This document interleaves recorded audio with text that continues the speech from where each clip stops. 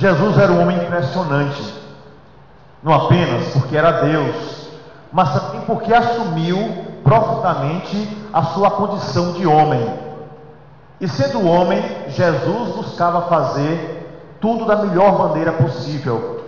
O capítulo 7 do Evangelho de São Marcos nos diz: ele fez tudo muito bem. Jesus, portanto, era competente nas suas escolhas. Jesus era competente naquilo que ele fazia. Como Deus, ele podia naturalmente multiplicar os pães à sua frente. Como Deus, ele não precisava andar. Como Deus, ele podia ter transformado o mundo através de um toque. Mas não. Jesus, como homem, quis empreender aquilo mesmo que os homens empreendiam. Quis viver em profundidade a beleza da vida humana. E por causa disso, quis realizar exatamente como os homens realizam o projeto do seu Pai. Para que os homens não dissessem: é muito fácil, temos Deus, agora nós não precisamos trabalhar, Ele multiplica o pão. Agora não precisamos fazer mais nada, Ele tira o nosso cansaço, e a nossa vida vai ser uma vida de soberba. Não, Jesus não apenas nos convidou para que nós fôssemos capazes de empreender, mas antes de nos dizer que nós devemos empreender, Ele mesmo nos mostrou como nós devemos fazer isso. Ora, meus irmãos e minhas irmãs, como disse, o Deus, Ele podia fazer tudo sozinho. Não, Jesus convida homens e mulheres para participar desse projeto maravilhoso feito pelo Pai. Por isso ele convida 12 homens, não convidou 12 gerentes, porque nós não precisamos de gerentes. Ele convidou 12 líderes e viu o talento de cada um.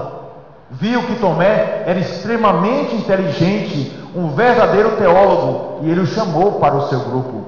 Ele viu que Pedro era um homem forte, um homem que estava acostumado com os perigos do mar, um homem que não tinha medo dos ventos, um homem que tinha coragem de, mesmo sem ver aquilo que buscava, de lançar a rede. E por isso ele chamou a fortaleza desse homem que não desistia nunca. Jesus também chamou para o seu grupo 2 homens que eram políticos, como por exemplo João e André, 2 homens que queriam sempre estar ao lado de Jesus e até pretenderam ficar um à direita e à esquerda lá no seu reino. E Jesus também os convidou. Jesus também chamou 2 empresários no meio do seu grupo. Um era um empresário ligado ao Estado, que era Levi, ao qual ele deu o nome de Mateus. Aquele homem que tinha a capacidade de recolher e de multiplicar os impostos. Não era tão honesto assim, nós sabemos, mas era um que tinha a capacidade de viver no meio do povo, um homem que tinha a capacidade de trabalhar com dinheiro. E Jesus chamou também para perto de si um homem que era talentoso. Não era dos mais honestos, mas era talentoso. E Jesus confiou, por incrível que pareça, a bolsa do grupo a esse homem, portanto, a administração. Esse homem se chama Judas Iscariotes, que era o responsável pela organização do grupo. Ou seja, Jesus chamou cada um conforme o seu talento e confiou homens, limitados ou não, a beleza de proclamar e de levar adiante aquilo que ele mesmo trazia no seu coração. Dentro dessa realidade e desejoso de ensinar os seus discípulos, o que Jesus faz? Conta para eles a parábola que nós acabamos de ouvir. Muito simples no seu conteúdo, mas muito profunda no seu ensinamento. Meus irmãos e minhas irmãs, o que Jesus nos disse daquilo que nós ouvimos no Evangelho de hoje e que precisamos transformar na nossa vida. Jesus nos fala da experiência de 4 homens. Um era o patrão, 3 eram os funcionários. Nos fala que esse homem era extremamente rico e esse homem vai confiar nesses funcionários porque ele os conhece e acredita que eles são capazes de não apenas viverem eternamente ali, o servindo, mas serão capazes de fazer coisas excepcionais. Ele não queria gente apenas que lhe vendesse um produto, mas ele queria líderes que fossem capazes de levar adiante não apenas uma coisa, mas a sua própria alma. Alguém que fosse capaz de olhar novos horizontes. Alguém que não se acostumava apenas com o seu dia a dia, mas seria capaz de multiplicar aquilo que recebeu de Deus, né? Essa beleza que nós chamamos de talento. E ele dá a cada um, né, um número que ele acha que deve dar dos talentos. Ele tinha, né, na sua empresa um cara que era extremamente inteligente, que se antecipava, que mostrava as possibilidades, e a esse ele dá 5 talentos. Cada talento, o talento era uma moeda, né, a moeda mais preciosa de Israel. Equivale hoje, digamos, a R$1.000. Então deu R$5.000 a um. O outro ele via que era capaz, mas tinha algumas limitações, mas era capaz, tinha também o seu talento. A esse ele dá 3 talentos, R$3 aproximadamente. Mas ele vê que um dos seus funcionários é realmente muito limitado. Não limitado porque não tivesse inteligência, no fundo era um acomodado, mas para não ser injusto e acreditando que esse vai ser capaz de dar o grande salto, como Jesus acreditou em Judas Iscariotes, então ele lhe dá ao menos um talento. Diz: olha, vocês são livres, façam o que vocês acham melhor, multipliquem os seus talentos, mostrem daquilo que vocês são capazes de fazer, cuidando da minha fortuna.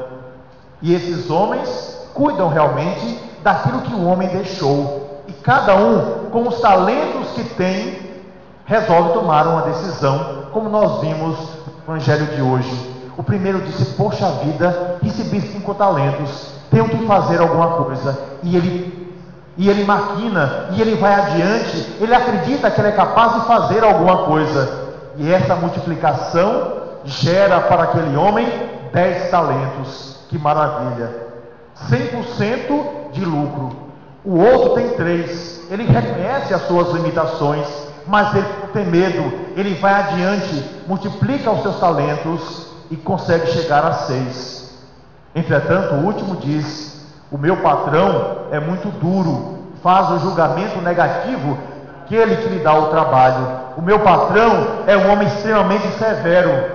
Olhe, eu não posso perder a minha novela, eu não posso perder o meu final de semana com a minha cervejinha, eu não posso perder aquilo que eu faço. Sabe de uma coisa? Eu vou devolver o que ele me deu, porque é dele mesmo. Como ele não vai me dar, eu devolvo. E resolveu permanecer deitado, enterrando o seu talento. O patrão volta, nós ouvimos e já sabemos qual foi a reação do patrão. Meus irmãos e minhas irmãs, nesses 3 homens nós temos a nossa imagem como empresários e empreendedores. Nesses homens nós temos a imagem dos homens da sociedade onde nós vivemos. Qual é o nosso talento? Cada um tem o seu talento. Qual é a nossa capacidade, a nossa possibilidade? Cada um tem a sua. Ora, meus irmãos e minhas irmãs, aquele primeiro homem que multiplicou os seus talentos é aquele que tem a coragem de ir adiante. Aquele homem que tem a coragem de saber que ele vai até o limite máximo da sua vida, naturalmente sem arriscá-la, mas arriscando porque ele sabe que é possível fazer mais. É aquele que olha para o horizonte e não vê as dificuldades, mas vê sempre a possibilidade. É aquele que, multiplicando os seus dias, multiplica os seus bens, porque ele sabe que aquilo que ele pode fazer para a sua vida não é apenas para si, mas o bem que ele carrega para si, ser o bem que vai ser dado para o outro. Porque nada melhor do que a gente crescer, mas ao mesmo tempo saber que aquele que está ao nosso lado também está crescendo. Nada melhor do que saber que a gente está num processo de ascensão, que somos capazes de multiplicar e saber que outros participam conosco dessa mesma alegria. E por isso ele multiplicou. O segundo podia ser mais talentoso. Tinha verdadeiramente uma multinacional, mas era um homem capaz de acreditar que era possível multiplicar as graças que Deus lhe deu. Ele sim pode ser comparado ao primeiro. Por quê? Porque se o primeiro fez com que os seus talentos fossem para 100%, a mesma coisa aconteceu com o segundo, e a obra se deu. Entretanto, Jesus faz uma crítica extremamente severa àquele que enterrou o seu talento. E que homem é esse? Que homem é esse que nós encontramos em nossa sociedade? É aquele que se acostumou com a sua vida. É cômodo, eu sou mandado e está tudo ótimo. É cômodo, eu já tenho esse salário e dá para que eu coma. É cômodo viver essa vida que eu programei e não quero outra, isso me basta. Pode ser até assim, mas existe por trás de uma pessoa muitas vezes que pensa assim, aquilo que nós chamamos uma grande mediocridade. É aquele que não teve a coragem de olhar as possibilidades que Deus coloca em sua vida. É aquele que não teve a coragem de dar o passo necessário para realizar uma obra maravilhosa que vai gerar em sua vida não apenas dinheiro, mas uma felicidade de saber que a sua força foi capaz de transformar também o mundo que está à sua volta. É aquele que teve a coragem de dar o salto necessário para que assim os dons de Deus se tornem grandes em sua própria existência. O medíocre, ao contrário, está simplesmente acostumado com a vidinha que ele imagina que Deus lhe deu. Mas no fundo, Deus nunca sonhou com aquela preguiça, com aquela mediocridade, com aquele desejar estar no mesmo lugar, com aquela vida que simplesmente se torna atraso, não apenas para ele, mas para aqueles que estão ao seu lado. Ora, meus irmãos e minhas irmãs, precisamos muito aprender com o Evangelho de hoje. Jesus nos mostra verdadeiramente que nós não podemos ter medo de arriscar em todos os sentidos da nossa vida. Naturalmente, não estou falando aqui de arriscar a nossa própria existência. Estou falando arriscar diante das possibilidades que Deus nos dá. Jesus pede para que não apenas enxergue aquilo que está diante dos nossos olhos, mas que sejamos capazes de subir para os lugares mais altos, para enxergar um horizonte que é muito maior do que aquilo que a nossa visão nos dá. Jesus nos mostra que cada um de nós é capaz de gerenciar não apenas empresas, não apenas negócios, mas gerenciar a própria vida, através das decisões que nós tomamos em relação ao amor, das relações que nós construímos no nosso contato com o outro. Jesus nos mostra que somos verdadeiramente capazes de construir o novo, quando sairmos do nosso comodismo para gerar essa obra da graça que Deus nos confia. Essa é a grande graça daquele, que teve a coragem de acreditar que seria capaz de realizar algo que seria admirado mesmo pelos outros, não apenas no sentido de que ele é capaz de fazer uma grande obra, mas deixar Deus fazer pelos seus talentos a obra que ele deseja para o crescimento dos povos. Se nós tivermos essa consciência, nós seremos capazes de realizar uma obra esplendorosa, apesar das nossas limitações pessoais, e de um modo especial, seremos capazes de vencer os nossos medos, realizar a obra que Deus deseja para a nossa vida. Hoje, mais do que nunca, Jesus diz para você, meu irmão e minha irmã, que é empresário e empresária, que é empreendedor e empreendedora, não tenha medo, vá adiante. Nós sabemos da injustiça que pesa sobre todos pelos impostos que muitas vezes são ímpios, mas não tenha medo de construir aquilo que você tem no coração. Acredite nos seus sonhos, olhe as possibilidades e ao mesmo tempo lute para que a realidade se torne presente em sua vida. Não vê sonhos daquilo que você vê pesado no seu corpo ou no seu tempo, mas multiplique os seus dias, convidando outras pessoas a sonharem junto com você.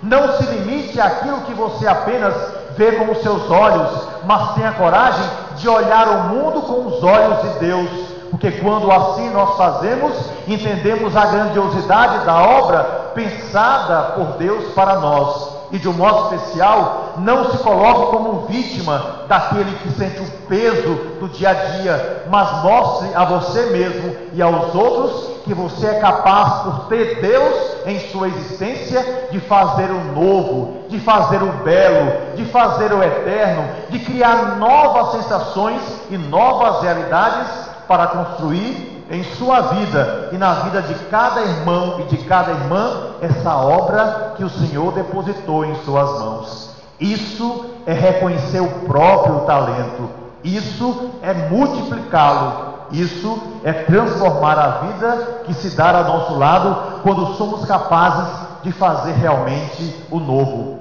Sim, devemos ser empreendedores, não apenas na empresa, mas na própria vida. Sim, devemos ser empresários para dar trabalho e dignidade àqueles que estão conosco. Sim, podemos realizar muito mais se tivermos a capacidade de não apenas sonhar os nossos sonhos, mas se tivermos a capacidade de sonhar os próprios sonhos de Deus em nossa vida. Esse Deus que sonhou grande, que criou o universo, não é, finito na sua existência, mas ao mesmo tempo infinito nas suas possibilidades.